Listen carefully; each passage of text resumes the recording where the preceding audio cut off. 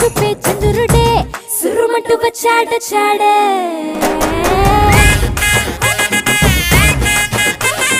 గంధము గట్ర పూయండే బిందులు సిద్ధం చేయండే